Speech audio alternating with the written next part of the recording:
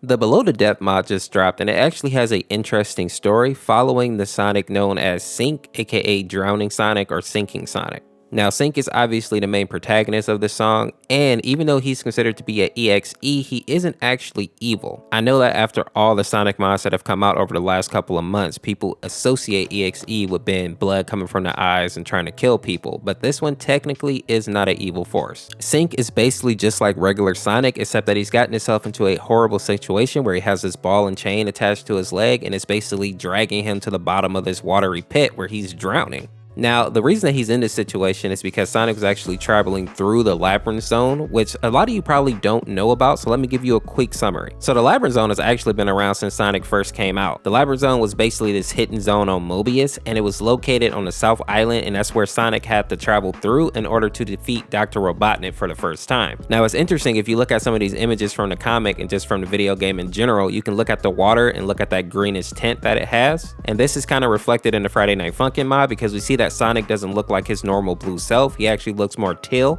and I believe the reason for that is because the water is actually that color. And just a fun fact, even though it's called the Labyrinth Zone, when you actually look at it, it doesn't look so much like a labyrinth and more just like a old school tomb. Something interesting and very sad about Sink is that obviously he is drowning here, but he's not technically dying. His will to live is so strong that he's actually in a zombified state where he basically comes back to life just to drown all over again and waiting for somebody to finally rescue him. This definitely has to be top 3 worst ways to die. It's basically like being tortured for all eternity until somebody finally comes and gets him out of that predicament. Now, some of the newer Sonic fans may be asking, why didn't he just use the spin dash in order to get out of the chains? But if you notice, this takes place in Labyrinth, which means that this appeared in Sonic 1, and basically back in those days, the idea of the spin dash didn't even exist. If you enjoyed this video, make sure to check out this one where I fully explain the Dead Brotherhood mod, or check out this video where I tell you what your favorite Friday Night Funkin' character says about you. Thank you for watching. This is Orseofkorse. Peace, peace.